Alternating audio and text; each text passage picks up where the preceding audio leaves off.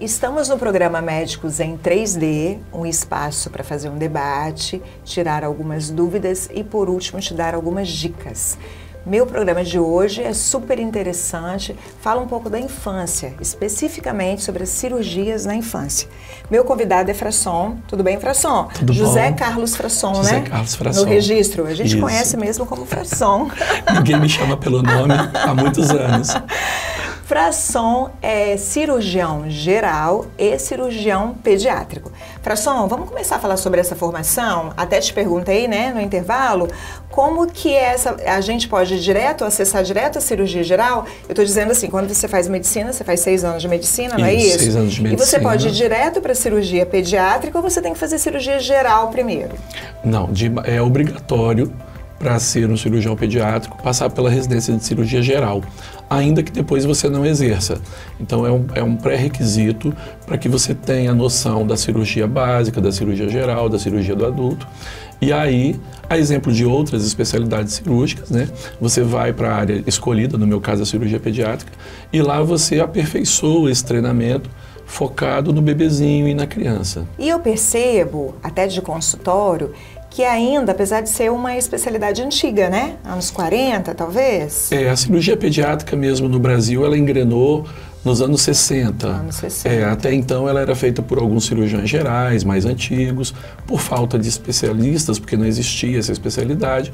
E aí, na década de 60, com cirurgiões estrangeiros vindo ao Brasil e fazendo congressos, eventos, então começou a formação do cirurgião pediátrico no Brasil na década de 60. Mas eu ainda percebo, Frasson, que as pessoas no consultório, elas pedem para ir ao cirurgião geral com crianças, especialmente as crianças maiores, né? Quando o pai ou a mãe devem, quais são as grandes indicações de você ir ao cirurgião pediátrico? Me conta, você falou que divide em 3 grandes áreas, não é isso? Isso. Existe um hábito, né, do paciente, quando fala cirurgião, ele entender o cirurgião geral, o cirurgião de adulto, né? Isso faz parte da nossa cultura. A cirurgia pediátrica, ela pode ser dividida basicamente em 3 pilares. O primeiro deles é a cirurgia neonatal, que é onde você lida com as malformações, que a criança já nasce com algumas malformações do trato intestinal, do trato respiratório, enfim. E são pacientes que precisam geralmente ser operados assim, logo que nascem, né, ou dentro de algumas horas, ou dentro de alguns dias. E aí entra muito o valor do pré-natal, tá?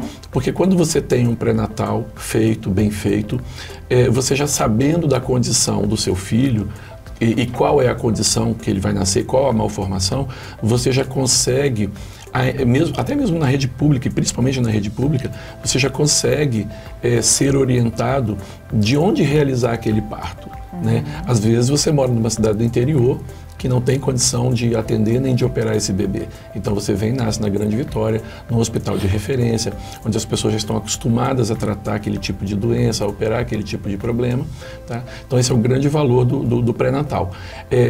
Já houve casos da paciente chegar no hospital 9 horas da noite, ganhar o bebê no elevador do hospital e o bebê ter uma malformação gravíssima que precisa de cirurgia e que a mãe nem tinha noção. Tudo foi feito errado, então. Por sorte, esse bebê nasceu num hospital correto, mas foi um golpe de sorte. Ele poderia ter nascido numa unidade de saúde, poderia ter nascido dentro de um táxi. E a gente não pode contar com a sorte, né? Não pode contar com a sorte. O segundo pilar da cirurgia pediátrica é aquela cirurgia realizada em pronto-socorro. São as urgências, né? Você tem aí as apendicites, as hérnias encarceradas, os acidentes, né, de trânsito, quedas de bicicleta, perfuração, corte com linha de cerol, de pipa, né? Que é um negócio proibido e perigosíssimo. E a terceira vertente da cirurgia pediátrica, que é a mais tranquila, que é aquela do consultório, que o paciente te procura. Geralmente ele procura porque a mãe, ou o pai, ou os avós viram alguma coisa de diferente, ou, na grande maioria das vezes, quando o pediatra examina o paciente, suspeita que tem alguma coisa errada e te encaminha esse paciente. Essa parte é a parte mais tranquila da nossa profissão, porque você atende o paciente numa condição ótima, num ambiente muito bom, tem uma conversa muito tranquila, muito amistosa, você pode orientar a família, explicar o problema que a criança tem, explicar o plano cirúrgico, explicar como é que se dá no dia da anestesia, no dia da cirurgia, explicar como é que é o pós-operatório. Então ali é uma condição ótima de se trabalhar, porque você está no seu ambiente mais seguro, né? E é importantíssimo para a gente esclarecer tudo muito antes, esclarecer para a criança também. A criança participa em algumas idades de 7, 8 anos para frente, eles já escolhem até a data da cirurgia. Que bom, né? Essa semana, o rapazinho, eu queria marcar a cirurgia dele para o começo de janeiro, e ele falou que não, que ele quer fazer no final de janeiro para não perder as férias. Ótimo. Ele prefere perder 10 dias de aula em fevereiro do que operar agora no final de dezembro e início de janeiro. 8 anos, filho de uma colega pediatra. Então, assim, eles são muito comunicativos, participam, entendem. E talvez por isso nós tenhamos poucos cirurgiões pediátricos no Brasil, no Espírito Santo principalmente. Porque, além de requerer uma formação longa, complexa, né? E delicada, ainda tem esse envolvimento com a criança, com a família. Você tem que ser cirurgião, mas você também tem que ser um pouco humano, né? pouco pediatra, um pouco psicólogo, um pouco terapeuta. Você tem que saber juntar isso tudo.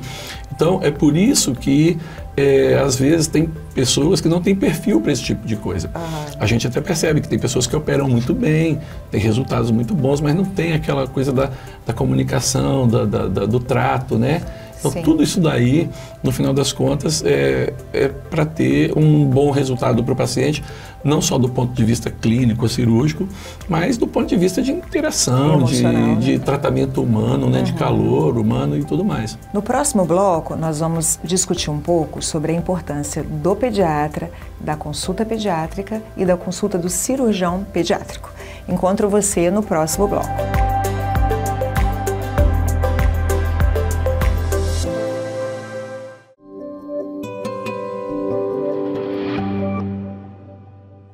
Voltamos com o programa Médicos em 3D, dúvidas, dicas e debates. E nosso tema de hoje é cirurgia pediátrica com o Dr. José Carlos Frasson. Frasson, vamos falar um pouquinho da importância da consulta pediátrica, né? Porque, na verdade, teoricamente, o paciente passa primeiro para um pediatra para depois chegar em você, não é isso? Isso. Isso é um assunto de extrema importância, porque nós temos uma cultura na nossa sociedade de só levar a criança ao médico em caso de pronto-socorro, em caso de uma febre, em caso de alguma coisa que surgiu naquele momento, e você, como pai, como mãe, acaba levando a um pronto-socorro.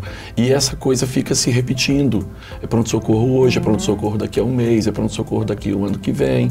Então, o que acontece? É super importante que os pais, até mesmo algumas semanas antes do nascimento do filho, já escolham e já agendem uma consulta com o pediatra e acompanhem com o pediatra até a fase de 14, 15, 16 anos, porque aí tem um monte de coisa que pode acontecer nesse caminho.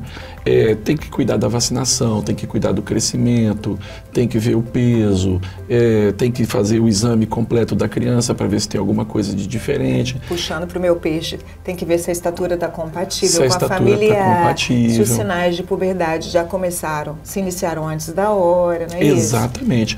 Se os testículos do garoto estão no lugar, se tem algum tipo de hérnia. Então, assim, os nossos pediatras, já há um bom tempo, são muito bem formados e eles conseguem detectar isso. Então, na verdade, a gente acaba não fazendo a primeira consulta do paciente. Geralmente, ele é visto por um profissional pediatra e aí sim ele é referenciado a nos procurar. Tá? A exemplo dos anestesistas também.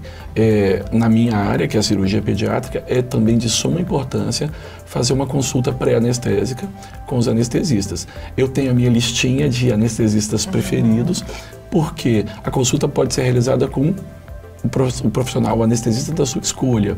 Mas eu gosto de encaminhar as minhas crianças para aqueles anestesistas que também gostam de atender crianças, para gerar um clima melhor, né, antes da cirurgia em si.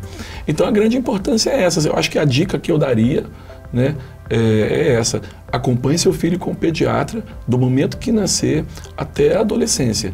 Qualquer anormalidade, ele vai saber direcionar não só para o cirurgião pediátrico, para o cardiologista pediátrico, para o nefrologista pediátrico, às vezes para o oftalmologista, para o otorrinolaringologista, né? Então eu acho que o pediatra é o canal centralizador disso tudo. E tem um detalhe, quando seu filho adoece em cima da hora, no final de semana, você leva ao pronto-socorro, vai atendido, e depois quando você sai desse período, dessa urgência, você volta para o seu porto seguro, que é o seu pediatra, que te conhece, que sabe quem é seu filho, sabe quem é você, conhece a história toda do paciente. Então, esse pediatra aí é que vai dar o atendimento melhor. O pediatra do pronto-socorro, ele vai te atender uma vez na vida. Então, ele não te conhece, ele não sabe o seu passado, não sabe a medicação que você toma. Então, a dica é essa, manter a consulta e o acompanhamento com o pediatra do nascimento até o final da adolescência.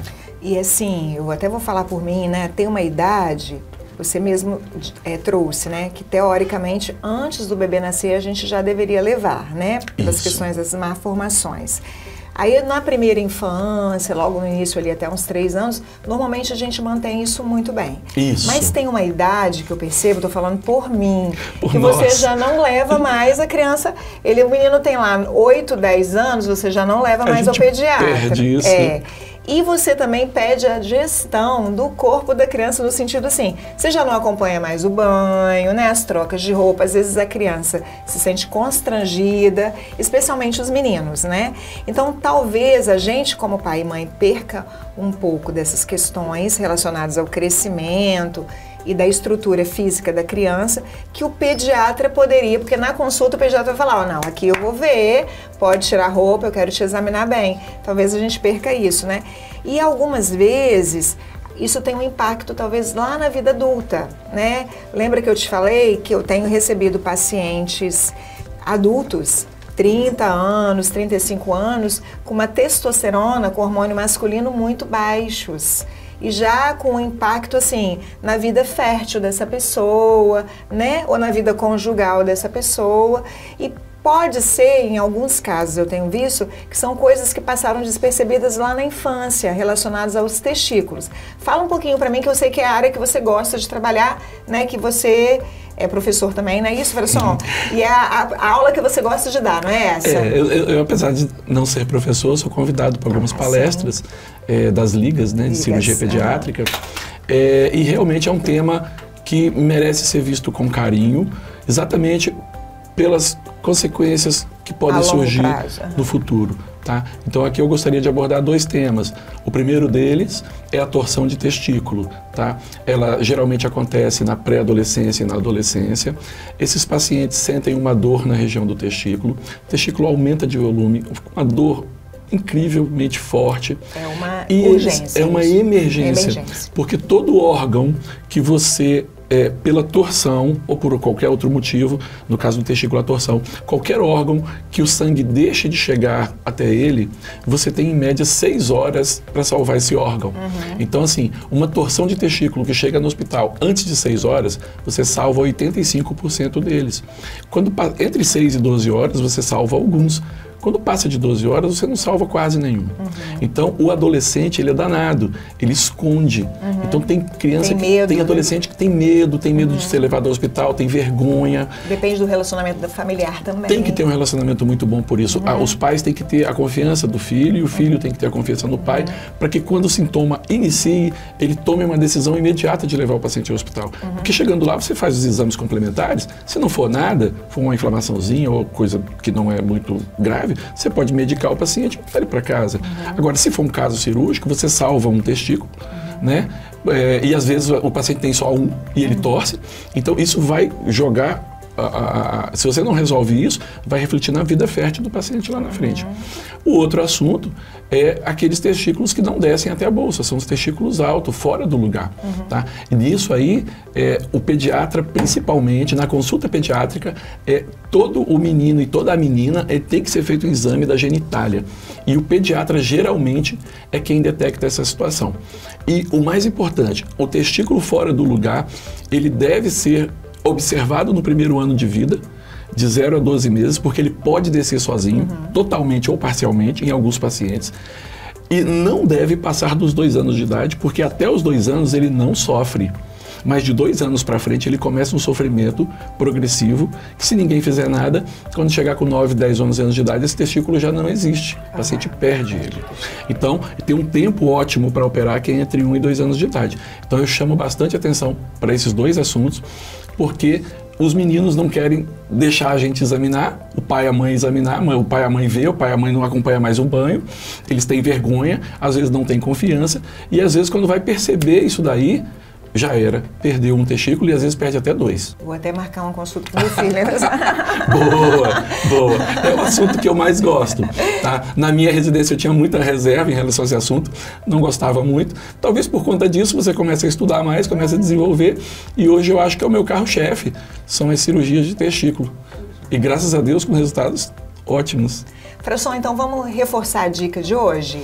Porque eu sei que Vamos lá. você já entregou a dica, mas reforça ela para nós. Vamos reforçar. A dica de hoje é: acompanhe o seu filho com o pediatra desde a primeira semana de vida até o final da adolescência. O pediatra, ele é o profissional adequado, bem formado para notar os problemas e saber para que profissionais encaminhar. Tá? Principalmente o filho quando chega nessa idade aí de 8, 9 anos para frente, que ele não quer deixar pai e mãe ver, não quer deixar pai e mãe participar do banho, ele tem medo, ele tem vergonha, tá? Então nessa fase aí, e para esse tipo de problema, o pediatra tem a formação para diagnosticar o problema ou, no mínimo, suspeitar de um problema e encaminhar essa criança para o especialista adequado para que ele confirme ou não esse diagnóstico e faça o tratamento e o melhor acompanhamento possível. Obrigada, Frasson, por estar aqui. Eu que agradeço. Acendeu uma luz para mim como mãe, né? Foi muito bom esse nosso Espero debate. ter acendido uma lâmpada também para as de casa. Isso mesmo. Isso aí. Esse foi o programa Médicos em 3D, dúvidas, dicas e debates. Estes e outros conteúdos você encontra no YouTube da TV Ambiental, a TV que te reconecta.